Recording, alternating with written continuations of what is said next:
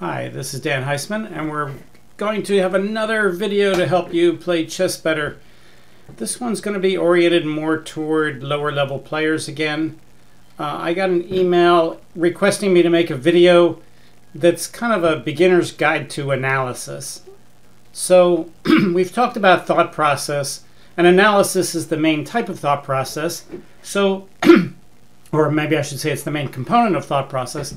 So let's talk about a little bit what analysis is and what it isn't. First of all, there's two ways that you can make a chess move. You can make a chess move completely out of knowledge, or you can make it out of analysis. Analysis usually requiring at least some type of knowledge, but it's not completely knowledge. So let's give it a couple examples of this. Let's say it's your move and it's the first move of the game.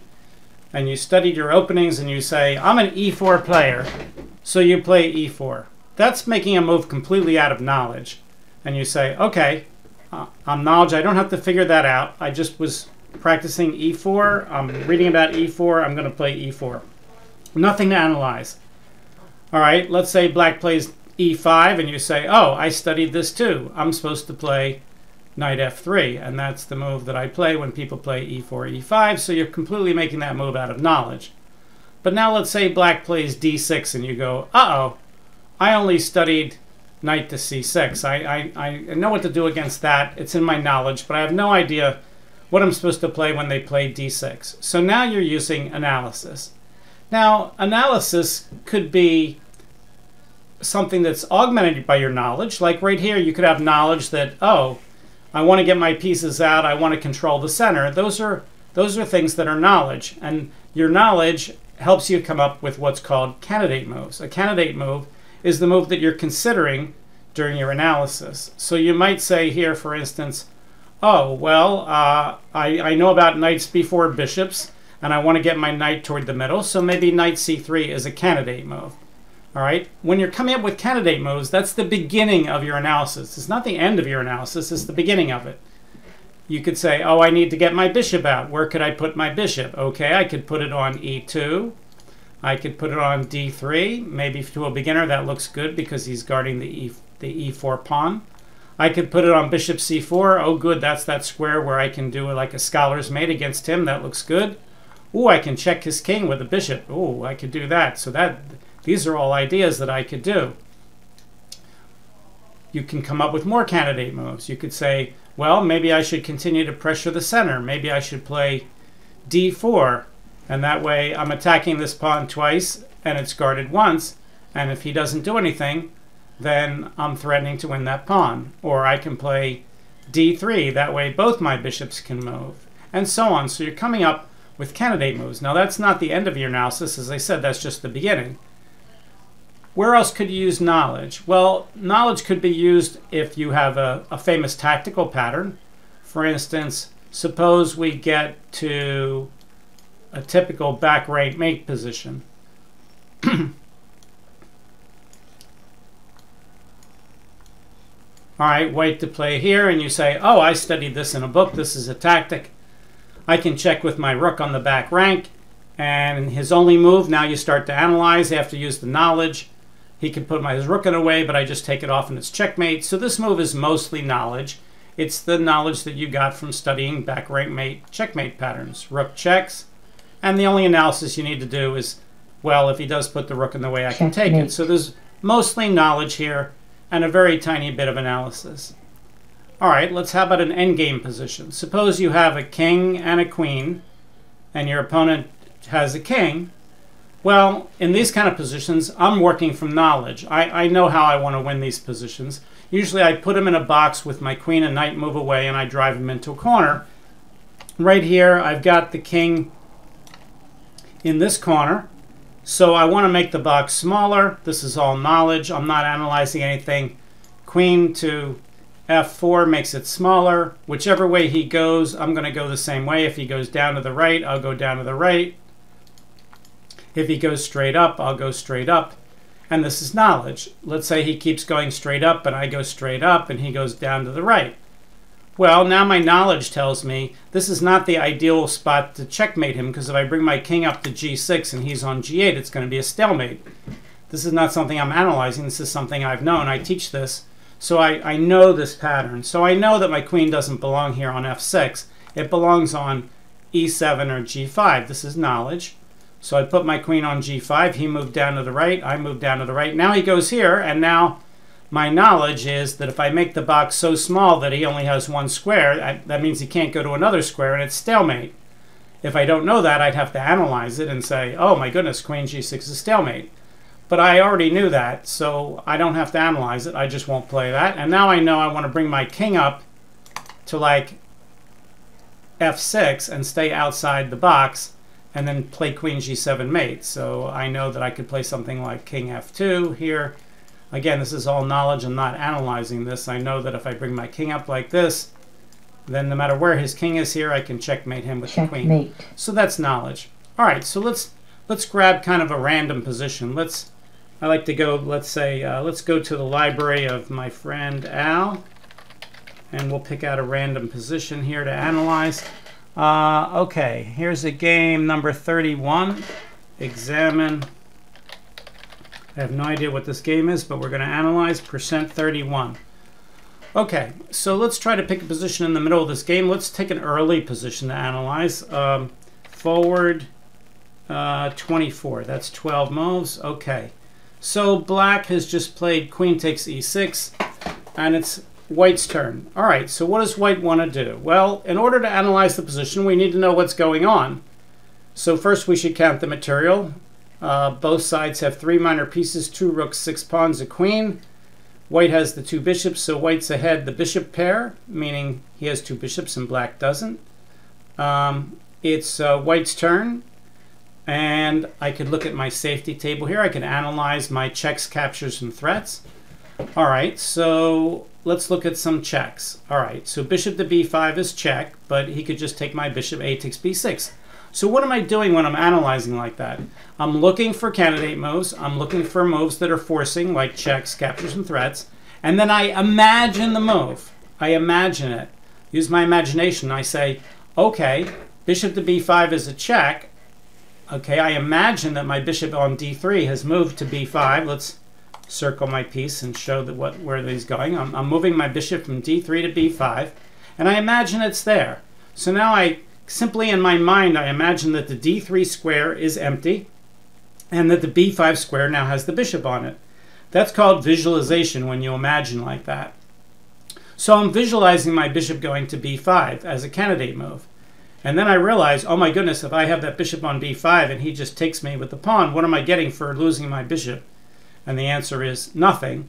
So in my analysis, I now say, okay, bishop to b5 is going to be eliminated. It's a check, but it's not a good check, so I won't play it. All right, let's look for some other candidate moves. We're looking for checks, captures, and threats. Well, that was my only check. Let's look at some captures. So I could play e takes d5. E is the e pawn. d5 is the pawn over here. I could take that pawn. I'm attacking it twice. He's guarding it twice. Okay, so that is a candidate move. I could play knight takes d5. That's also a capture. So that's a candidate move. All right. So knight takes d5 or e takes d5 are captures. What other captures do I have? I have rook takes f6. All right. So when you're analyzing, at the end of your analysis, you have to evaluate and see how good it is. Just like when I played bishop to b5 and I analyze that move, I have to add on rook takes f6. I'm getting a knight. What's he going to do? Well, he's going to take me back. He's either going to play g takes f6 or bishop takes f6 or queen takes f6. And that means he has captured a rook and I've captured a knight. And rooks are worth more than knights. We say that when you lose a rook for a bishop or a knight, you're losing the exchange. Now I will get something for it. If I imagine rook takes f6 and then he takes back, that knight was guarding the pawn on d5. See how the knight's guarding that pawn on d5? So that means I can win the pawn on d5 after he takes my rook. But then I'm giving up a rook for a knight and a pawn, and by the value system like 5, 3, 3, 1 kind of thing, then I'm ending up behind in that. Now, is it possible that that could still be good for me if he can't do anything? Yes, I might have to analyze further as a good player. to see whether that's worth it. But on the surface, without going too deep, it looks like rook takes f6, let's say bishop takes f6, knight takes d5, is not that good, even though I'm now threatening knight c7 check. And that's my visualization where I'm imagining that. But the problem is, even though I'm threatening to fork his queen and his king, he can stop me. So let's play that out to show you what I'm looking at. So I'm imagining that I take the knight, okay? Rook takes f6. This is a candidate move. And now what I'm doing in my head is analyzing. And I'm supposing that he's going to take me with one of the pieces. I don't know which one. He's going to take me with the best one he can. So I'm gonna guess which one might be best. And if it doesn't work, I can always take with the better one in my imagination. So let's say he takes with the bishop. And now I play knight d5. Well, I've given up a rook. I've gotten a knight and I've gotten a pawn. And now I'm threatening to fork his queen and his rook and his king. A family fork. So if it was my turn, this would be really good for me. But now I realize, well, but it's his turn. He could probably stop me with some moves. For instance, just for the heck of it, he could play bishop to d8. Looks like a strange move to move the bishop all the way back, but the bishop is guarding these important squares c7 and b6. And now white has gotten some compensation that black has to move his bishop back. But is it enough to give up the rook for the knight? Well, probably not. But that's what my analysis is telling me. Let's go back to the game. All right, so we've looked at, we could take the pawn, we could take it with the knight, we could take it with the rook. We'll look for a couple more candidate moves, and then we'll analyze in a little bit more detail. We don't want to stop like this. Just because we've analyzed all the checks and all the captures doesn't mean that those are all the moves on the board. Well, we could play a move that's a threat. For instance, we could push our pawn up to e5 and threaten to take off the knight. So we would imagine that we're playing this move.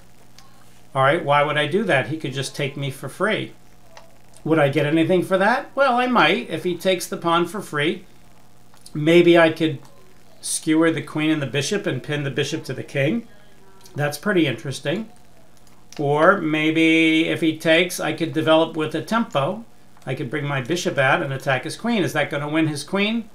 No, he's got safe places to go. He could play queen h5, and his knight is guarding his queen over there.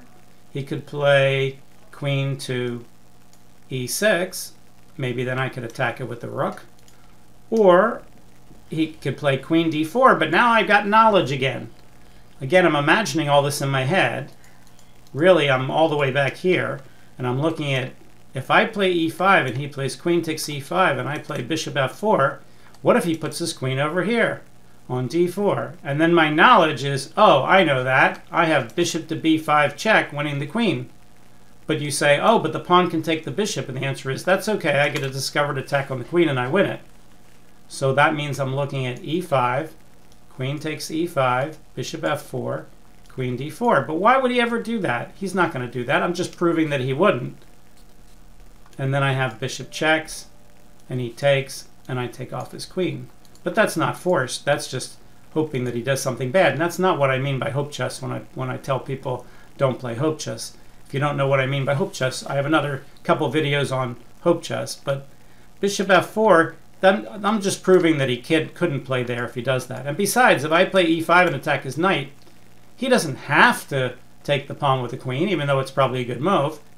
If it turns out the queen takes as a bad move, he could just play knight back to d7 and hit the pawn twice, and then plan on later maybe taking it with the knight. So I'm just showing that e5 is a candidate move. It's a threat. Why is it a threat? Because if he doesn't do anything, if he castles, I get a knight for a pawn, so I'm threatening him. But it's a threat that's easily met. You don't play threats hoping your opponent won't see it and say, oh, I'll play e5, and if he doesn't see it, I'll get a win a knight. That's not how you play good chess. You play e5 if it's a good move, not because it's a threat if he doesn't see it. Okay, so now we've looked at some checks, captures, and threats. Suppose we want to look at just developing moves to get our rest of our pieces out. Which pieces do we need to get out? Well, we've already got the knight out. We've already got the bishop out. We've already got the rook out, but the queen, the bishop, and the other rook aren't out. Well, we can't really get the rook on a1 out. The only place we can go is b1, and that doesn't do anything. So we're really looking at moving the bishop or the queen as candidate moves. So let's look at the bishop. Where could the bishop go? The bishop could go up to e3. It could go to f4, or it could go to g5. All right, so those become candidate moves to get the bishop out and start getting my pieces out. Or we could get my queen out and start doing things with my queen. I could play queen to e2.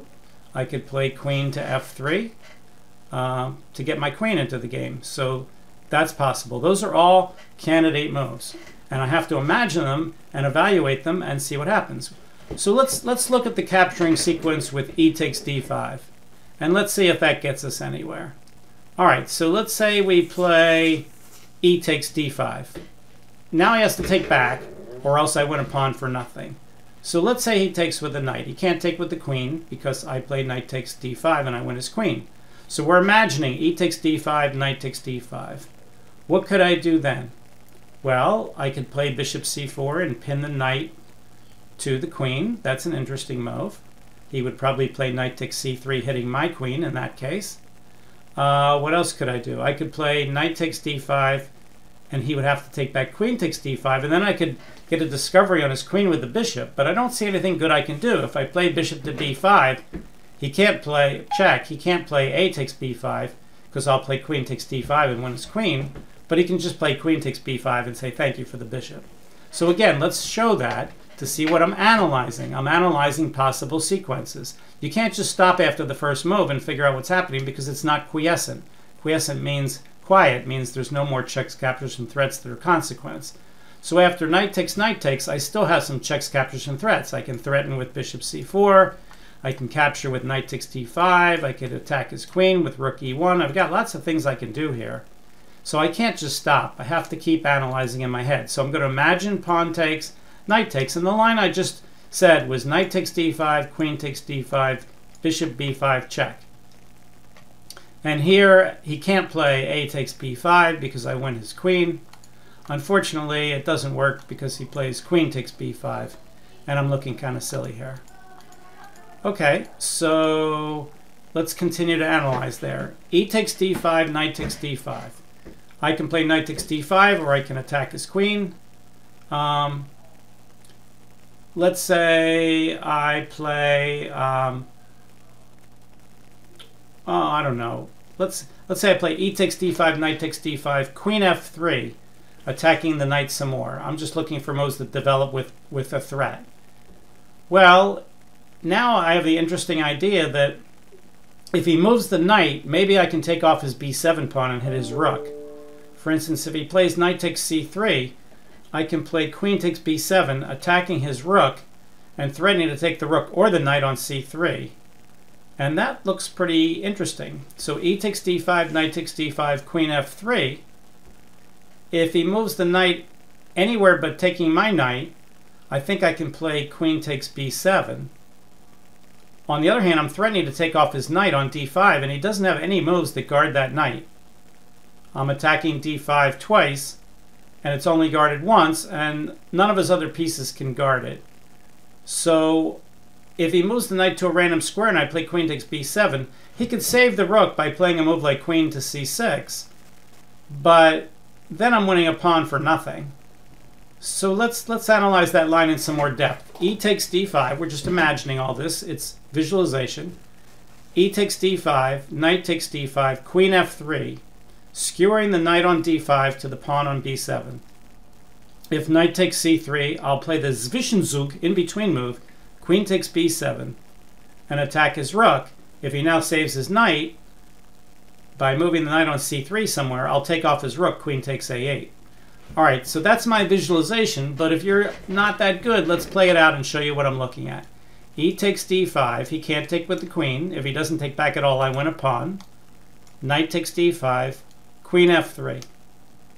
All right, now, if he plays knight takes c3, I'm looking at queen takes b7. And that's what I was visualizing. And now I think he's in a little trouble. For instance, if he just moves the knight back somewhere, I can just take off the rook. If he saves the rook with queen to c6, then at the very least I have queen takes c6, knight takes c6, b takes c3, winning a pawn. Now, all my pawns are kind of messed up on the queen side. They're isolated, they're doubled, and he's gotten away with stuff. He's no longer under any pressure. So my final evaluation of this is, even though I'm winning a pawn, this may not be all as wonderful as it looked at first. Is there anything else I could have done after he plays queen c6 here? He is threatening to take off my queen. I can't check him. I can't pin his queen to his king. If I save my queen, he's going to save his knight, and I'll be down a piece. So I don't have time to just save the queen.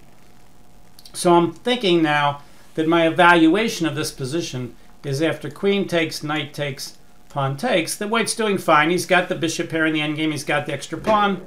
But maybe I have better than this. Maybe there's a better line than just going after this. So we're looking all the way back here at e takes d5, knight takes d5.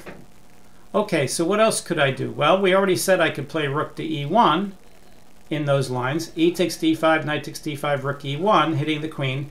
If he plays knight takes c3, I play b takes c3. He moves the queen, and now his bishop is pinned. But he could play knight c6 and try to guard the bishop later. So that's very interesting. So again, this is analysis. You don't just make a move and see what's going to happen. If you make moves and you see what's going to happen, that's hand waving.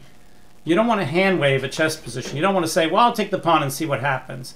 You want to try to analyze. Now, this is why I tell my students, I get a lot of new students who play 10 and 15-minute games, and they think they're the slow games and the 5-minute games are the fast games.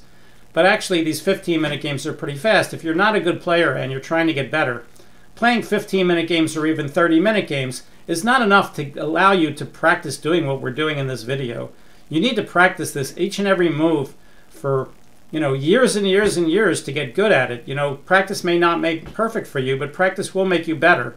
And if you're playing all 15-minute games, you just can't go through this kind of visualization and analysis. But this is what it takes to become a better player. So you want to go through the kind of things that we're looking at. Let's do a little bit more analysis before we call it a day. We got a little bit more time in the video, and then we'll ask the computer what he thinks is the best sequence. So we're looking at e takes d5. It's a very forcing sequence, so it looks like a good idea. That move we had e5 before to open up the lines in the center looked kind of interesting too, but e takes d5 opens things up. Let's say he plays knight takes d5, and then queen takes d5, and now e takes d5, knight takes d5, knight takes d5, queen takes d5. He can't castle because bishop h7 check will win the queen, but it's my turn. So let's say I pin the bishop with rook e1, and he guards the bishop with knight c6. He still can't castle because of bishop takes h7 check. But what can I do there? How can I add more pressure? If I play bishop e4, he'll trade off queens. Queen takes d1. Again, what am I looking at? Pawn takes, knight takes, knight takes, queen takes, rook e1, knight c6, bishop e4.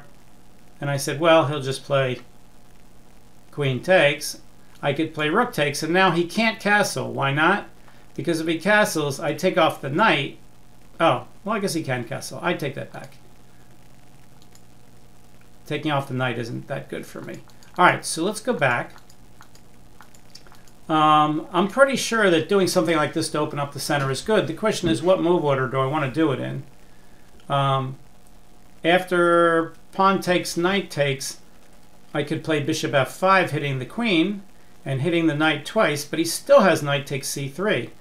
See, that's the problem. That knight takes c3 always comes in. So what am I looking at here? I'm imagining pawn takes, knight takes, bishop here with a discovered attack on the knight. Now I'm attacking the knight twice. Well, that looks awfully good. The problem is he plays knight c3. Well, if I take the knight, then he saves the queen. And if I take the queen, he takes my queen, and I guess I could play bishop f7 check.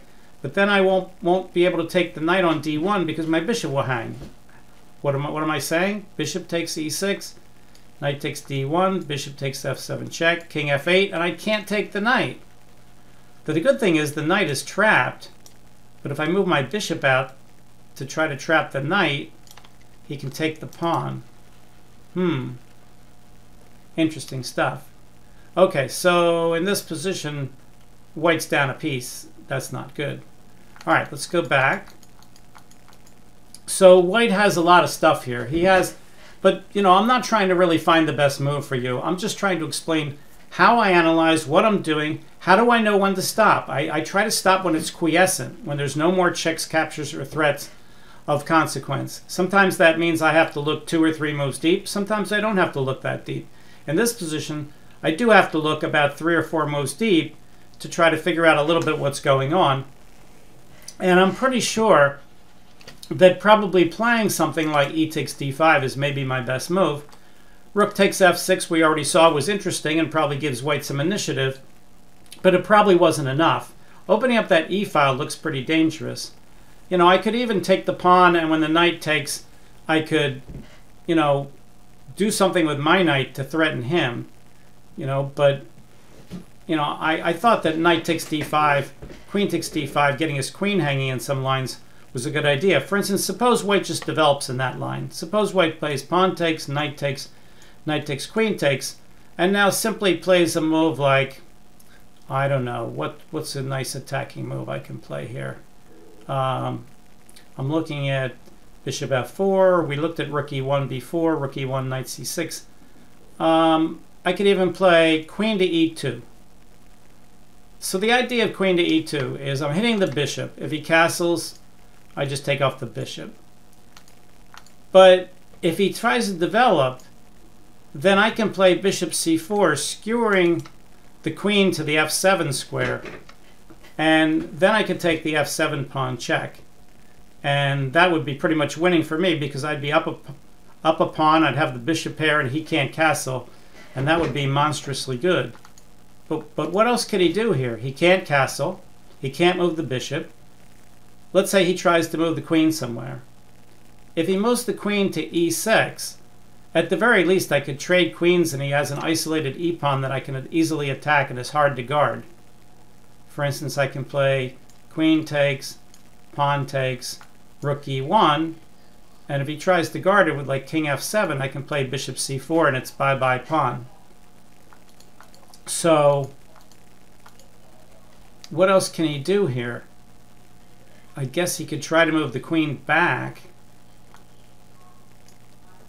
And this looks awfully good for white. Those bishops are strong. I could develop my bishop with tempo. Yeah, so I'm pretty sure that taking that pawn and opening up the center while he can't castle is going to be pretty much winning for white. So my guess is that white has an advantage here of probably more than a pawn. Even though he's up the bishop pair, which is half a pawn, his lead in development and the fact that he's castled and his king is safe is a big deal here. All right, let's ask the computer before we end the video what the computer would do. Stockfish, white's up by way more than a pawn, right? Stockfish says, oh yes, Dan. Stockfish says, take with the knight. And it says if he takes back and he can't take with the queen. So let's try it. Knight takes pawn, threatening the fork. If he takes with the knight, we take back. And we already looked at this line with queen takes, and we said, what should white play? I looked at queen e2. I looked at a couple moves. Stockfish says, just play queen g4, threatening queen takes g7. And white just has a monster set of threats here. For instance, suppose black castles. Then white plays bishop h6, threatening checkmate. Black clearly can't play bishop f6 to stop it because rook takes f6. If he tries to play queen e5 to stop it, I can skewer his queen and his bishop. And his queen can't guard all the squares. You know, if his queen moves away from g7, it's mate. If he plays, after bishop h6, if he plays g6, at the very least, white can just take off the rook. Bishop takes f8. If black takes it back, bishop takes f8. White again skewers the queen and that pawn, and it's bye-bye black. So this number in here, if I show the computer evaluation, let's go back to that position. So here's our position that we were doing analysis on. Now, what you're seeing here, these moves, this is the PV, the main analysis of the engine. The engine is analyzing the position and showing me what's the best moves for both sides. And then his evaluation is in parentheses over here. So he says, if white plays knight takes d5 and threatens this fork of the queen and the king, then white is up about 6 pawns if black plays perfectly. And it says black's best move is to play bishop d8, And now white should play bishop c4, threatening knight check, winning the queen. The queen gets out of that. Now white hits that knight again. The knight tries to take here. White takes with the bishop, threatening to take this pawn. Black castles. White adds more pressure with queen f3. He's threatening b7. He's not threatening f7. It's guarded 3 times. And this is the computer's analysis of the position, which of course is much better than my analysis, because the computers can analyze at a 3500 level and I can only analyze at a 2200 level. So it's seeing things much faster and much more accurately than I am. But we both agree that taking this pawn is the right idea. I thought maybe taking it first with the pawn is more accurate. Stockfish says it's more accurate to take with a knight, but it could lead to the same positions depending on what black does. All right, let's bring the view up. All right, so again, today we are discussing the basics of analysis and visualization, what a candidate move is, how far do you analyze, how do you practice this. You got to play lots of long time control games slowly, and you keep doing this in your head. You keep moving the pieces around in your head and around in your head. And at first when you do it, you're not very good, but practice may not make perfect, but it will make you much better. I wasn't very good at this when I first started, but all the tournaments I played were 50 moves in 2 hours. So I had 2 hours to make my first 50 moves, which is about, a little bit less than like 2.5 minutes a move. And, for some moves I could play fairly quickly, but when it got complicated, I would stop and try to move the pieces around in my head very slowly like this. And it's just something that you have to work on in order to visualize and analyze better. Okay, if you liked the video, please hit like. If you haven't subscribed, you can hit the subscribe button. But more important than that, please tell your friends about my channel, Dan Heisman Chess. I think this is my 175th video or something. All right, see you next time. Bye.